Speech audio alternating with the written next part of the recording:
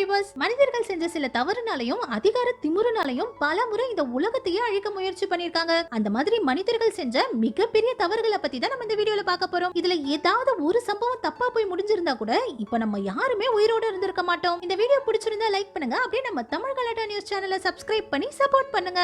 நம்ம முதல்ல பார்க்க போறது நியூக்ளியர் வார். 1950ல அமெரிக்காவும் இப்போ ரஷ்யாவா இருக்கிற சோவியத் யூனியனும் யாரு உலகத்தையே கண்ட்ரோல் பண்ற அதிகாரத்துக்கு வருதுன்னு மாத்தி மாத்தி சண்டை போட்டுட்டு இருந்தாங்க. ரொம்பவும் ஆபத்தான நியூக்ளியர் பாம்புகளையும் அதிகமா தயாரிச்சுக்கிட்டே இருந்தாங்க. ரஷ்யா அமெரிக்காவை எப்ப வேணாலும் தாக்கலாங்கிற ஒரு சிச்சுவேஷன் வரும்போது ரஷ்யாக்கு முன்னாடி அமெரிக்கா தான் ரஷ்யாவை முதல்ல தாக்கணும்னு அமெரிக்கா ஒரு முட்டாள்தனமான ஐடியாவை செஞ்சாங்க. ஒரு ஏரோப்ளேன்ல 2 நியூக்ளியர் பாம்புகளை வச்சு 24 மணி நேரமும் அந்த விமானத்தை வானத்திலேயே பறக்க வைக்கலாம்னு வானத்திலேயே ரீஃபில்லும் பண்ணி நியூக்ளியர் பாம்புகளை ரெடியா வச்சிருக்கும் போது போர் வந்தா நம்ம முதல்ல ரஷ்யாவை தாக்க முடியும்னு 1961ல இந்த விமானத்துல 2 அட்டோமிக் பாம்புகளை ஏத்தி வானத்துல பறக்க விட்டாங்க. இந்த ஒரு விமானத்துல ஒவ்வொரு பாம்புலயும் 3.8 மெகாடன் அளவுக்கு டைனமைட் இருந்துச்சு. இந்த பாம்ப போட்ட ரஷ்யாவே மொத்தமா அழிஞ்சிருக்கும். ஆனா அமெரிக்கா எடுத்த இந்த முயற்சி அமெரிக்காவுக்கு மிகப்பெரிய ஆபத்தா முடிஞ்சது. ஏன்னா இந்த விமானம் வானத்துல பறந்துட்டு இருக்கும் போது திடீர்னு விமானத்தோட ஃபியூல் வேகமா குறைய ஆரம்பிச்சிருக்கு. பைலட் என்ன ப்ராப்ளம்னு செக் பண்ணி பார்க்கும்போது ஃபியூல் டேங்க்ல லீக்கேஜ் ஏற்பட்டு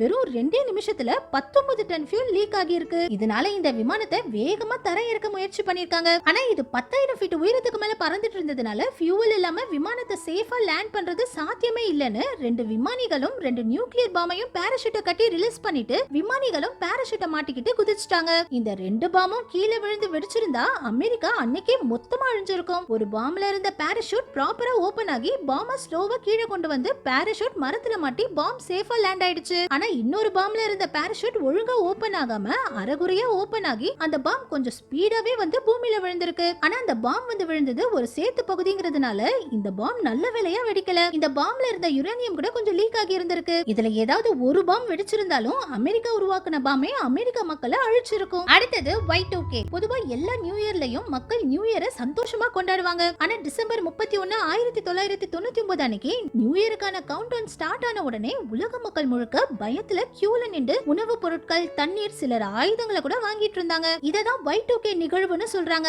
ஏன்னா 1970 வரைக்கும் உருவாக்கப்பட்ட எல்லா கம்ப்யூட்டர்களும் ஸ்டோரேஜ் ப்ராப்ளம்ஸ்னால கம்ப்யூட்டர் ப்ரோகிராமிங்ல ஒரு வருஷத்துடைய கடைசி 2 நம்பரை தான் மென்ஷன் பண்ணுவாங்க. அதாவது 1999 99ன்னு தான் சேவ் பண்ணுவாங்க. 1975 75ன்னு ஸ்டோர் பண்ணுவாங்க. இந்த மாதிரி கடைசி 2 நம்பரை மட்டும் தான் இயரா சேவ் பண்ணிட்டு இருந்தாங்க. கொஞ்சம் வருஷங்களா இதனால எந்த பிரச்சனையும் இல்ல. பேங்க் டிரான்சாக்ஷன், ஹாஸ்பிட்டல்ல இருந்த கம்ப்யூட்டர்ஸ், பவர் பிளான்ட், விமானங்கள்ல இருந்து நியூக்ளியர் பாம்புகளை ஆபரேட் பண்ற கம்ப்யூட்டர்களை கூட இந்த மாதிரி 2 டிஜிட்ல தான் ரன் ஆயிட்டு இருந்தது. 1999க்கு அப்புறம் 2000 வருஷம் வரும்போது தான் கம்ப்யூட்டர் இன்ஜினியர்கள் ஒரு மிகப்பெரிய ப்ராப்ளம கண்டுபிடிச்சாங்க. 2000 இயர கம்ப்யூட்டர் 00ன்னு சேவ் பண்ணோம். ஏற்கனவே 1900 கம்ப்யூட்டர்ல 00ன்னு சேவ் பண்ணி இருந்ததுனால 2000 வரும்போது எல்லா கம்ப்யூட்டரும் கன்ஃபியூஸ் ஆகி நிறைய எரர் வரதுக்கோ அல்லது தப்பா வேலை செய்யறதுக்கு வாய்ப்பு இருக்குன்னு உலகமே பயந்தாங்க. அந்த டைம்ல இந்த சம்பவத்தை வச்சு Y2Kன்னு ஒரு படமே எடுத்தாங்க. இதுல இருந்து எப்படி சர்வே பண்றதுன்னு ஒரு டாக்குமெண்ட்ரி எல்லாம் வெளியிட்டாங்க. ஏன்னா உலகம் முழுக்க ஒரே நேரத்துல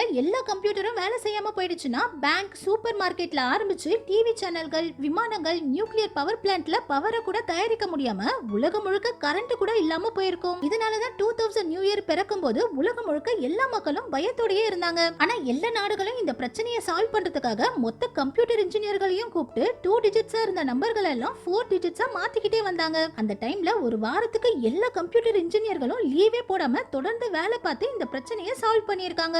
அடுத்தது பிளேக் டிசீஸ். இப்போ வரைக்கும் மனிதர்கள் Alzheimer disease, rabies, plague, Ebola, கொரோனான்னு நிறைய ஆபத்தான நோய்களை சந்திச்சிருக்காங்க. இதுல அதிகமான மக்கள் இறந்து போனது இந்த பிளேக் நோய்க்கு தான். அந்த டைம்ல இதுதான் உலகத்துடைய அழிவு நாளுன்னு எல்லா மக்களும் நம்ப ஆரம்பிச்சிருக்காங்க. ஏன்னா இந்த நோயினால 1346ல இருந்து 1353 வரைக்கும் வெறும் 7 வருஷத்துல 5 கோடி மக்கள் இறந்து போயிருக்காங்க. அதாவது அப்ப இருந்த மக்கள் தொகையில 10% மேல இறந்து போயிட்டாங்க. அந்த காலகட்டத்துல யூரோப்புக்கு வந்த ஒரு கப்பல்ல இருந்த வேலையாட்கள் எல்லாம் இறந்து போய் கிடந்திருக்காங்க. கப்பலுடைய கேப்டன் மட்டும் தான் உடம்பு முடியாம கப்பலை ஓட்டிட்டு வந்து யூரோப்ல இறங்கி இருக்காரு. அந்த கப்பல் முழுக்க ஏகப்பட்ட எலிகளும் வந்திருக்கு. இந்த எலிகள் மூலமா தான் பிளேக் நோய் பரவி இருக்கு. அந்த டைம்ல மக்கள் இந்த நோயை முதல்ல ரொம்பவும் சீரியஸா எடுத்துக்காம கேர்லெஸா இருந்ததுனால உலகம் முழுக்க இந்த நோய் வேகமா பரவ ஆரம்பிச்சிருக்கு. நிறைய வீடியோக்கள்ல பறவை மாதிரி இந்த ஹெல்மெட் போட்டுட்டு வரத பாத்திருப்பீங்க. இந்த நோய் நோய்க்கு பயந்துதான் முதல்ல இந்த மாதிரி ஒரு மாஸ்கையே உருவாக்குனாங்க. ஏன்னா இதோடைய மூக்கு பகுதியில பட்டை, மிளகு, செம்பு இன்னும் சில கெமிக்கல்கள் எல்லாம் வச்சு இந்த நோய் பரவாம டாக்டர்கள் அவங்கள காப்பாத்திக்கிட்டாங்க. இப்ப இருக்கிற சேஃப்டி சூட்ஸ் மாதிரி இது அப்ப உருவாக்கப்பட்ட முதல் சேஃப்டி சூட். அந்த காலகட்டத்துல இந்த நோய் எப்படி பரவுதுன்னு தெரியாம, இதை எப்படி தடுக்கிறதுன்னு தெரியாம மக்கள் அதிக அளவுல இறந்து போயிட்டே இருந்தாங்க. 7 வருஷம் கழிச்சுதான் இதுக்கு மருந்து கண்டுபிடிச்சு இந்த நோயை கட்டுப்படுத்தினாங்க. அடுத்தது ஹிட்லர். இந்த கொடிய நோய்க்கு அப்புறம் அதிகமான மக்கள் உலகம் முழுக்க இறந்து போனது வேர்ல்ட் வார் டைம்ல தான். மனிதர்கள் புது புது ஆயுதங்களை உருவாக்கி இறக்கமே இல்லாம ஒரு மனிதன் இன்னொரு மனிதனை கொல்ல ஆரம்பிச்சான். 2ஆம் உலக போர் டைம்ல மட்டும் 2 கோடி மக்கள் இறந்து போனாங்க. நிலத்துல, கடல்ல, ஆகாயத்துலன்னு மனிதர்கள் எல்லா இடங்கள்லயும் சண்டை போட்டுக்க ஆரம்பிச்சாங்க. ஜெர்மனில ஹிட்லர் அதிகாரத்துக்கு வந்த உடனே அவர் மொத்த உலகையும் அவருடைய கட்டுப்பாட்டுக்கு கீழே கொண்டு வர முயற்சி பண்ணாரு. இதுக்காக மக்களை இறக்கமே இல்லாம கொன்னு குவிச்சாரு. ஹிட்லரை கொன்னா மட்டும்தான் மக்களை காப்பாற்ற முடியும்னு அமெரிக்கா, ரஷ்யான்னு நிறைய நாடுகள் ஹிட்லரை கொல்ல திட்டம் போட்டாங்க. முதல்ல ஹிட்லர் பேசுற ஒரு ஸ்டேஜ்ல மனித வெடிகுண்டு அனுப்பி ஹிட்லரை கொல்ல முயற்சி பண்ணிருக்காங்க. ஆனா இதுல இருந்தும் ஹிட்லர் தப்பிச்சிட்டாரு. இதுக்கப்புறம் ஹிட்லர் கூடவே இருந்த ஒரு ஆபீசரை விலைக்கு வாங்கி ஹிட்லரோட மீட்டிங்க்கு போகும்போது இந்த பேக்ல பாம்ப வச்சு அனுப்புனாங்க. ஆனா இது ரொம்பவும் சின்ன பாம்புங்கிறதுனால இந்த பாம் வெடிக்கும் போது ஹிட்லர் அவருடைய டேபிளுக்குள்ள போய் ஒளிஞ்சிருந்து அட்டாக்ல இருந்தும் தப்பிச்சிட்டாரு. இதுக்கப்புறம் ஹிட்லர் சாப்பாட்டுல விஷத்தை கலக்கிறது, ஸ்னைப்பரை வச்சு ஹிட்லரை சுட முயற்சி பண்றதுன்னு 42 முறை ஹிட்லரை கொல்ல முயற்சி பண்ணாங்க. இது எல்லாத்துல இருந்தும் ஹிட்லர் தப்பிச்சிட்டதுனால ஹிட்லர் ஓவர் கான்பிடென்ட் ஆகி இனிமே என்ன யாராலையும் அழிக்க முடியாதுன்னு கிட்டத்தட்ட 6 வருஷத்துல 6 கோடி மக்களுக்கு மேல இவரால இறந்து போனாங்க. இந்த டைம்லயும் உலகமே அழிய போறதா தான் எல்லா மக்களும் பயந்துட்டு இருந்தாங்க. ஆனா ரஷ்யா ஜெர்மனி ராணுவத்தை தோக்கடிச்சு இந்த உலக போரையும் முடிவுக்கு கொண்டு வந்தாங்க. அடுத்தது சன் டிஸப்பியர். என்னைக்காவது ஒரு நாள் இந்த சூரியனே காணாம போயிருச்சுன்னா இந்த உலகம் என்ன ஆகும்னு யோசிச்சு பாருங்க. அந்த மாதிரி ஒரு சம்பவமும் ஏப்ரல் 5, 1815ல நடந்திருக்கு. எரிமலைகள் வெடிக்கிறதே ஒரு ஆபத்தான விஷயம். இந்தோனேஷியால இருக்கிற சும்பாவாங்கிற தீவுல 1815ல ஒரு மிகப்பெரிய எரிமலை வெடிப்பு நடந்திருக்கு. பல வருடங்களா இந்த எரிமலை வெடிக்காமலே இருந்ததுனால இந்த எரிமலையை சுத்தி நிறைய மக்கள் வாழ ஆரம்பிச்சிருக்காங்க. ஏப்ரல் 5, 1815 அன்னைக்கு இந்த தம்போர எரிமலை பயங்கர சத்தத்தோட வெடிச்சு சிதறி மிகப்பெரிய புகை மண்டலத்தை ஏற்படுத்தி இருக்கு. இதுல இந்த தீவுல இருந்த 90% மக்கள் இறந்து போயிட்டாங்க. இதுல இருந்து வெளியான புகை மேகம் முழுக்க பரவி அதிகமான சல்பியூரிக் ஆசிட வெளிப்படுத்தி நிறைய இடங்கள்ல அளவுக்கு அதிகமான மழைய வர வச்சிருக்கு. இதனால மிகப்பெரிய வெள்ளப்பெருக்கும் ஏற்பட்டு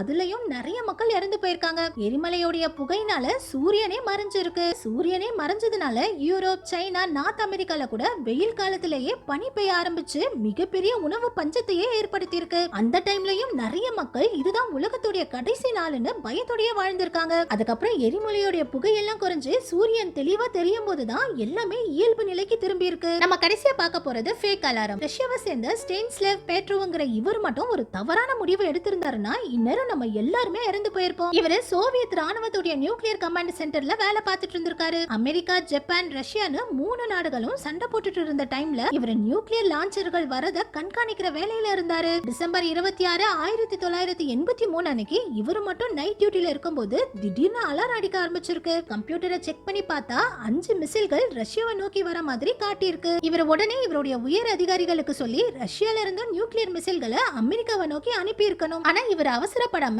ஏன் வெறும் 5 மிசைல் மட்டும் வருதுன்னு சந்தேகப்பட்டு கம்ப்யூட்டரை நம்பாம பேஸ் ரேடாரை செக் பண்ணி பார்த்திருக்காரு. ரேடார்ல மிசைல் எதுவும் வர மாதிரி காட்டாததுனால இவர் உயர் அதிகாரிகளுக்கு கால் பண்ணி கம்ப்யூட்டர் தப்பா அலாரம் அடிக்குது, இத கொஞ்சம் செக் பண்ணுங்கன்னு மட்டும் சொல்லியிருக்காரு. கம்ப்யூட்டரை செக் பண்ணி பார்க்கும்போது சேட்டலைட் சூரிய ஒளிய ஒரு மிசைல்னு நினைச்சு தப்பா டிடெக்ட் பண்ணி அலாரம் அடிச்சிருக்கு. அன்னைக்கு மட்டும் இவர் அவசரப்பட்டு தப்பா ஒரு பட்டனை அழுத்தி இருந்தாருன்னா ரஷ்யா மிசைல்கள் அமெரிக்காவை தாக்கி அமெரிக்காவே அழிஞ்சு போயிருக்கும். ஓகே வியூவர்ஸ், இப்பவே நிறைய ஆய்வாளர்கள் 3ஆம் உலக போர் மனிதர்களுக்கும் ரோபோக்களுக்கும் தான் நடக்கும்னு சொல்லியிருக்காங்க. ரோபோக்களுக்கும் மனிதர்களுக்கும் சண்டை வரும்னு நினைச்சீங்கன்னா எஸ்ன்னு கமெண்ட் பண்ணுங்க. சண்டை வராதுன்னா நோன்னு கமெண்ட் பண்ணுங்க. இந்த வீடியோ பிடிச்சிருந்தா லைக் பண்ணுங்க. அப்படியே நம்ம சேனலையும் சப்ஸ்கிரைப் பண்ணி சப்போர்ட் பண்ணுங்க.